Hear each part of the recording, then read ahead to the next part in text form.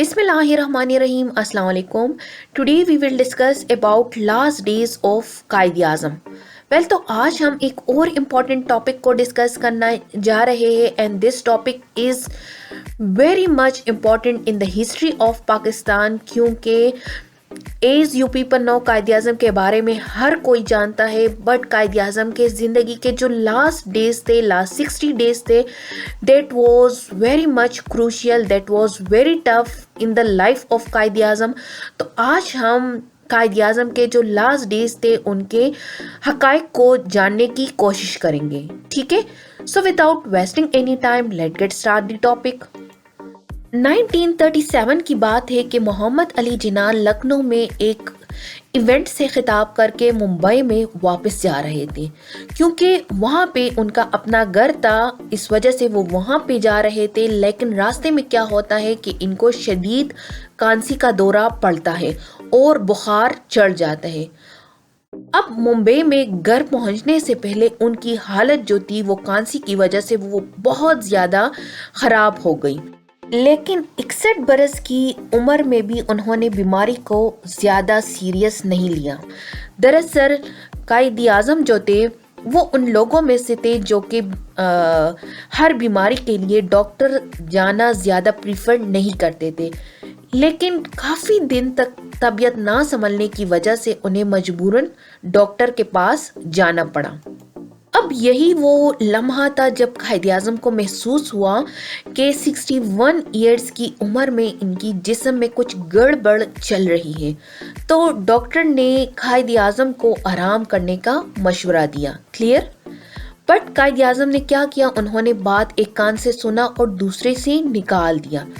अब ऐसा भी नहीं था कि उनको अपनी बीमारी की फिक्र ही नहीं थी, फिक्र थी, मगर बतौर लीडर अगर कायद आज़म की बीमारी की खबर फैल जाती तो इससे पार्टी कमज़ोर पड़ सकती थी. इनके ख्याल में मुस्लिम लीग में उस टाइम ऐसा कोई बंदा नहीं था जो उनकी जगह वो मुस्लिम लीग की क़यादत कर सकता था. सो यूँ ऐसा उन्होंने डॉक्टर की बात पर तो अमल नहीं किया, मगर उन्होंने एक काम ज़रूर किया कि उन्होंने सोशल डिस्टेंसिंग शुरू कर दी. यानी कि बहुत ही ज़रूरी मीटिंग्स को अटेंड करने लगे और आवाम के सामने भी कम नज़र आने लगे, ताकि ऐसा ना हो कि लोगों के सामने उनको दोबारा से कांसी का दौरा पड़े और लोगों को उनकी बीमारी का पता ना चल जाए. कायद आज़म जो थे वो अपने अवाम के सामने स्ट्रोंग दिखना चाहते थे. इसके अलावा कायद आज़म ने एक और ज़बरदस्त काम ये भी किया कि उन्होंने अपना जो मुंबई वाला घर था उसको चेंज कर लिया, क्योंकि वो घर छोटा था और इम्कान था कि लोगों को उनकी कांसे की आवाज़ आएगी. तो इस मकसद के लिए उन्होंने क्या किया, एक बड़े घर की ज़रूरत को महसूस किया. सो कायद आज़म मुंबई में मालाबार हिल्स पर वाक़या एक घर था. ठीक है, this is the picture of that house. तो वहाँ पर वो मुंतकिल हो गए. सो कायद आज़म ने अपनी बीमारी तो अवाम और सियासी मुखालिफिन से छुपा ली थी, मगर कायद आज़म की छोटी बहन फातिमा जिन्ना को उनकी बीमारी का इल्म था. कायद आज़म की तबीयत जब ठीक नहीं हो रही थी तो इस वजह से फातिमा जिन्ना जो थी वो अक्सर उनको कहती थी कि कभी आप काम से भी छुट्टी कर लिया करें. तो फातिमा जिन्ना अपनी बुक माय ब्रदर में लिखती हैं कि Have you ever heard of a general take a holiday when his army is fighting for its survival on a battlefield? कायद आज़म के इस जवाब पर फातिमा जिन्ना खामोश हो जाती है.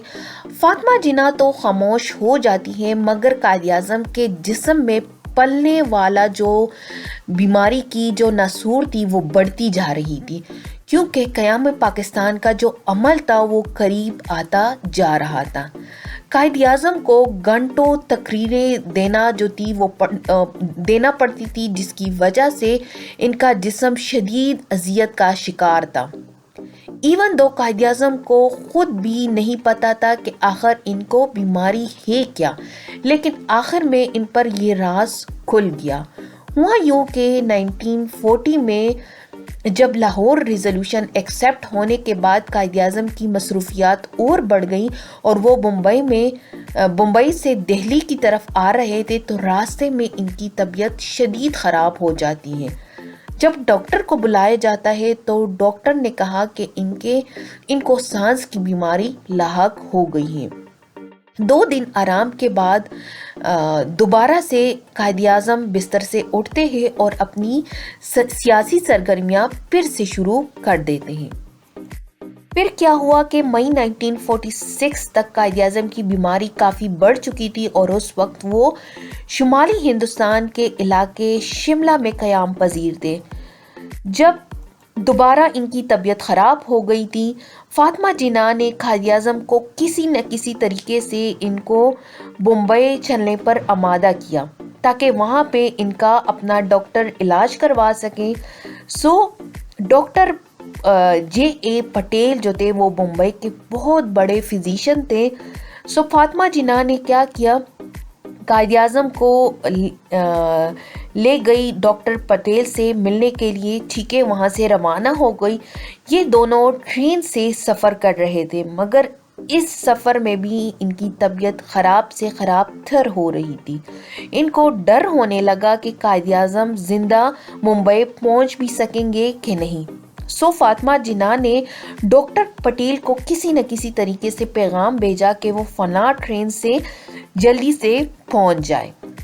جب ڈاکٹر پٹیل پہنچے تو انہوں نے قائد اعظم کا معائنہ کیا اور پریشان ہو گئے۔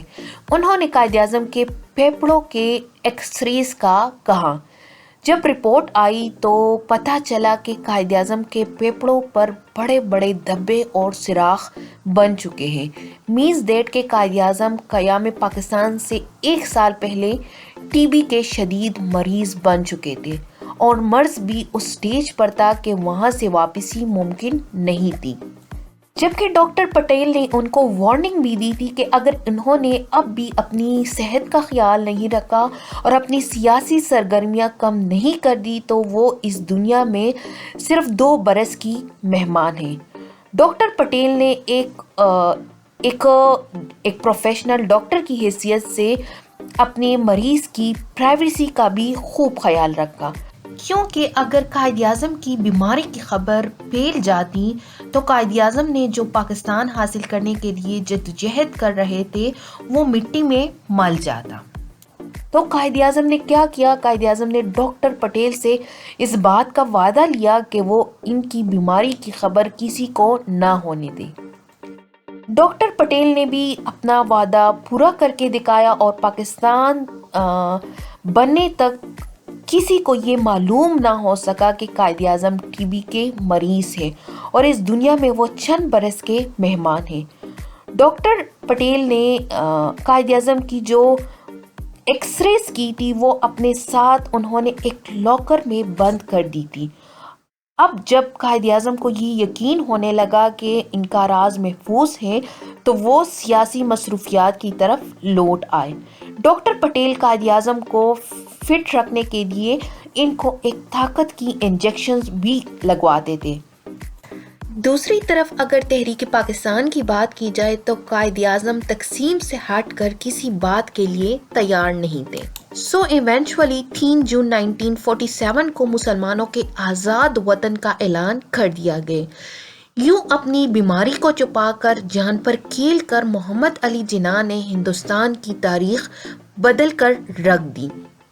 لارڈ ماؤنٹ بیٹن جو کہ سب کانٹیننٹ کے آخری وائسرائے تھے اور جنہوں نے ہندوستان کو تقسیم سے بچانے کی خوب کوششیں کی تھی، انہوں نے بھی اپنے ایک انٹرویو میں کہا کہ ساری طاقت مسلم لیگ کی جو تھی وہ قائد اعظم کے ہاتھ میں تھی۔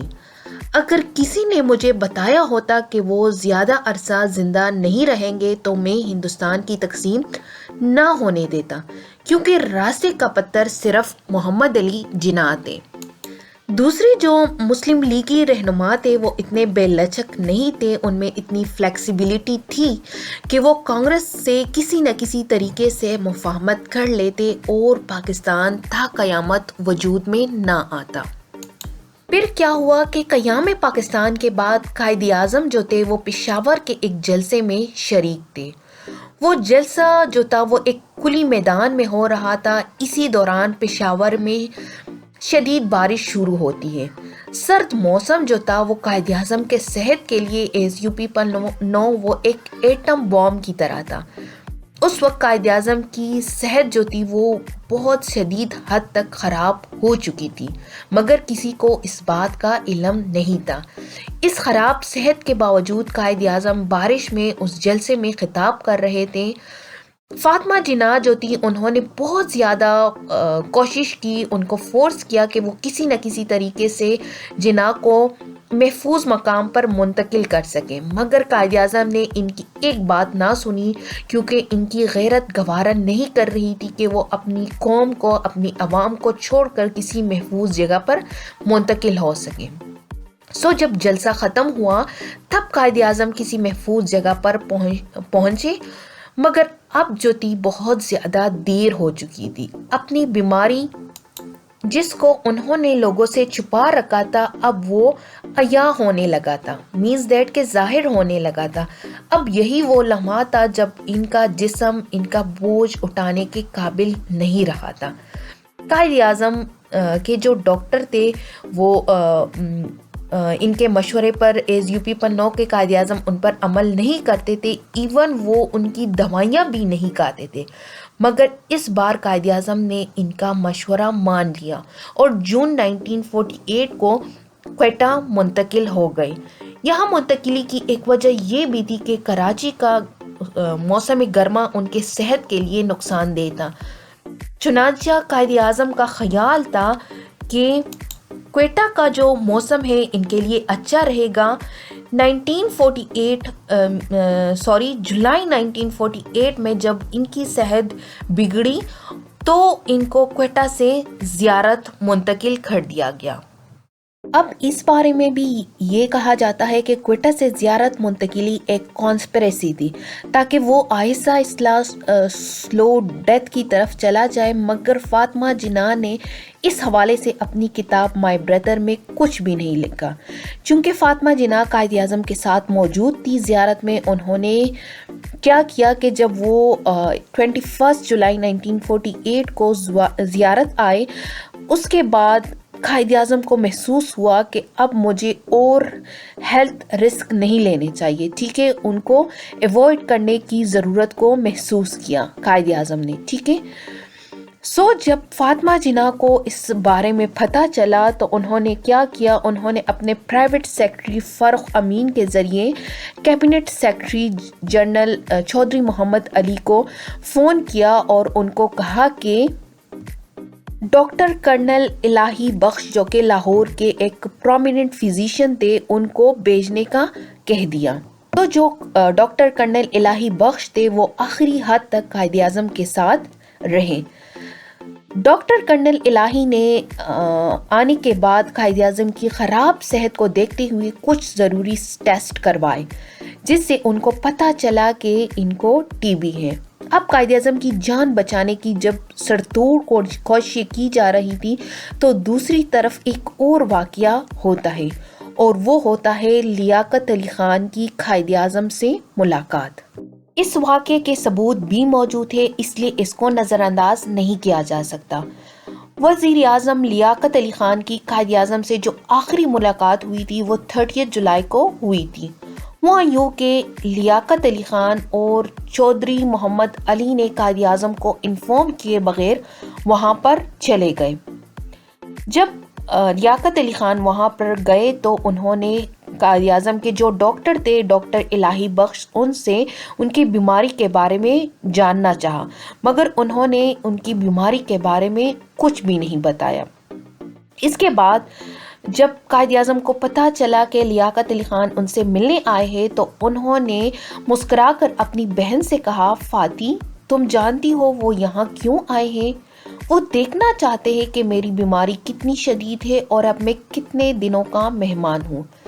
اس ملاقات میں کیا باتیں ہوئی اس کا آج تک کسی کو پتہ نہیں چلا، بٹ اس ملاقات کے بعد قائد اعظم بہت مایوس اور تکے نظر آ رہے تھے، جبکہ دوسری طرف لیاقت علی خان بہت خوش اور جوک سنا رہے تھے۔ یہ واقعہ لیاقت علی خان کی ملاقات کا قائد اعظم کے ساتھ فاطمہ جناح نے اپنی بک میں بھی لکھی تھی، مگر جب وہ بک پبلش ہونے گئی تو اس کتاب میں اس واقعے کو سینسر کیا گیا ہے، کیونکہ وہ کتاب فاطمہ جناح کے وفات کے تقریباً 20 ایئرز کے بعد چھپوایا گیا تھا۔ اس کے بعد 29 اگست کو ایک اور حیرت انگیز واقعہ ہوا۔ اس دن ڈاکٹر الہی بخش قائد اعظم کا معائنہ کر رہے تھے۔ معائنے کے بعد ڈاکٹر نے ان کو کہا کہ آپ نے جس ملک کا قیام کیا ہے، آپ اس کو مستحکم کرنے کے لیے دیر تک زندہ رہ سکتے ہیں۔ مگر جناح نے ڈاکٹر الہی بخش کو مخاطب کر کے کہا، آپ کو یاد ہے جب آپ پہلی بار زیارت آئے ہوئے تھے تو میں زندہ رہنا چاہتا تھا، لیکن اب میرا مرنا جینا برابر ہے۔ یہ الفاظ زبان سے ادا کرتے وقت ان کی آنکھوں سے آنسو آ گئے تھے۔ جناح نے کہا، میں اپنا کام پورا کر چکا ہوں۔ یہ باتیں نہ صرف مسٹر جناح ڈاکٹر سے کر رہے تھے بلکہ وہ اپنی بہن سے بھی کر رہے تھے۔ انہوں نے کہا، I am no longer interested in living۔ اب یہ 29 اگست کو ایسی کیا بات ہو گئی تھی کہ قائد اعظم ایسے مایوسی کی باتیں کر رہے تھے؟ یہ راز ان کے ساتھ ہی دفن ہو چکی ہے۔ اس کے بعد قائد اعظم کی صحت تیزی سے گرنے لگی تھی۔ اس دوران ان کو برین ہیمریج بھی ہوا، نمونیا کا اٹیک بھی ہوا۔ ایسی صورتحال میں قائد اعظم کو زیارت سے کراچی منتقل کرنا ضروری تھا تاکہ وہ اپنی زندگی کے آخری ایام وہاں پہ گزار سکیں۔ On 10 September 1948 ڈاکٹر الہی بخش نے فاطمہ جناح کو انفارم کیا کہ قائد اعظم کی جو حالت ہے وہ بہتر نہیں ہے، اب وہ کچھ دنوں کے مہمان ہیں۔ اس دن قائد اعظم کی جو حالت تھی وہ بہت زیادہ خراب تھی، بے ہوشی کے عالم میں تھے، اور بے ہوشی کی صورت میں وہ کچھ ایسے الفاظ ان کے منہ سے نکل رہے تھے۔ He was growing up Kashmir, give them the right to decide constitution, I will complete this very soon, refugees, give them everything possible, help me Pakistan. کچھ ایسے الفاظ تھے جو کہ اس ٹائم ان کے منہ سے نکل رہے تھے۔ پھر کیا ہوا کہ 11 سپتمبر کو قائد اعظم کوئٹہ ایئرپورٹ پہنچے۔ 2 گھنٹے کے سفر کے بعد طیارہ ماری پور ایئرپورٹ پر پہنچا۔ یہاں پر اب ایک اور حیرت انگیز واقعہ ہوتا ہے۔ قائد اعظم جو کہ گورنر جنرل تھے، بانی پاکستان تھے، تو ان کو ریسیو کرنے کے لیے وزیر اعظم اور دوسرے عہدیداران ہونے چاہیے تھے، مگر جب قائد اعظم کا طیارہ پہنچا تو ایئرپورٹ پر وزیر اعظم تو کیا کوئی اعلیٰ افسران موجود نہیں تھے، صرف گورنر جنرل ہاؤس کا سٹاف تھا، ان کے ڈاکٹرز تھے اور فاطمہ جناح تھی۔ اب اس بات پر یہ لاجک دی جاتی ہے کہ قائد اعظم کی آمد کو خفیہ رکھا گیا تھا تاکہ کوئی رش نہ ہو، اور قائد اعظم کی حالت ایسی نہیں تھی کہ وہ رش کو برداشت کر سکتے تھے۔ اب ایئرپورٹ پر سچویشن یہ تھا کہ ایئرپورٹ پر ایک ملٹری ایمبولینس تھا اور ایک ملٹری ٹرک تھا سامان لے جانے کے لیے۔ ایئرپورٹ سے گورنر جنرل ہاؤس تک ٹوٹل راستہ جو تھا وہ تقریباً 9 مائلز کا تھا۔ یہ فاصلہ زیادہ سے زیادہ آدھے گھنٹے میں طے ہونا چاہیے تھا، لیکن واقعہ یہ ہوا کہ یہ راستہ 2 گھنٹے میں بھی طے نہ ہوا، کیونکہ آدھا راستہ طے کرنے کے بعد ایمبولینس کا انجن بند ہو گیا۔ ایمبولینس کا پیٹرول بھی ختم ہو چکا تھا۔ اب یہاں پر انجن بند ہو جانا یا پیٹرول کا ختم ہو جانا کوئی بڑی بات نہیں تھی، مگر قائد اعظم کوئی عام آدمی نہیں تھے بلکہ پاکستان کے گورنر جنرل تھے۔ ایک ایمبولینس کا خراب ہونے پر دوسری ایمبولینس اویلیبل ہونی چاہیے تھی، لیکن کہا جاتا ہے کہ اس وقت پورے کراچی میں 2 ایمبولینس موجود تھی۔ ایمبولینس کا ڈرائیور انجن کو ٹھیک کرنے کی کوشش کر رہا تھا۔ جب کافی دیر تک ایمبولینس ٹھیک نہ ہو سکا تو فاطمہ جناح نے کیا کیا، انہوں نے ملٹری سیکرٹری کو بلایا کہ وہ دوسرے ایمبولینس کا بندوبست کر سکیں، اور تقریباً 1 گھنٹہ گزرنے کے بعد دوسرے ایمبولینس کو لانے میں وہ کامیاب ہو گئے۔ स्ट्रेचर को उस दूसरे एम्बुलेंस में मुंतकिल किया गया और तकरीबन एयरपोर्ट से 2 घंटे के सफ़र के बाद एम्बुलेंस गवर्नर जनरल पहुंचा। गवर्नर जनरल हाउस पहुंचने के बाद डॉक्टर्स ने इनका मुआयना किया, जिस पर मालूम हुआ कि सफ़र से इनकी तबीयत पर कोई असर नहीं पड़ा है। अब हैरत की बात ये थी कि कायद-ए-आज़म के गवर्नर जनरल हाउस पहुंचने के बाद भी वज़ीर आज़म या दूसरे हुकूमती ओहदेदारान ने फिर भी इनकी कोई खबर नहीं ली। कहा जाता है कि इनको कायद के आने का इल्म ही नहीं था। इसके बाद फातिमा जिन्ना अपनी किताब में लिखती है कि गवर्नर जनरल हाउस पहुंचने के बाद कायद-ए-आज़म तकरीबन 2 घंटे पुरसुकून आराम कर रहे थे। फिर उन्होंने आंखें खोली और फातिमा जिन्ना को सर के इशारे इनको बुलाया और कहा, फाती खुदा हाफिज, और इन अल्फाज के साथ ही इनका सर एक तरफ हो गया और आंखें बंद कर दी। So this was the whole story about the last days of the Quaid-e-Azam life. Hope you guys will understand this, and if you like my video, do subscribe my channel and hit the bell icon. Thank you for watching my video. Allah Hafiz.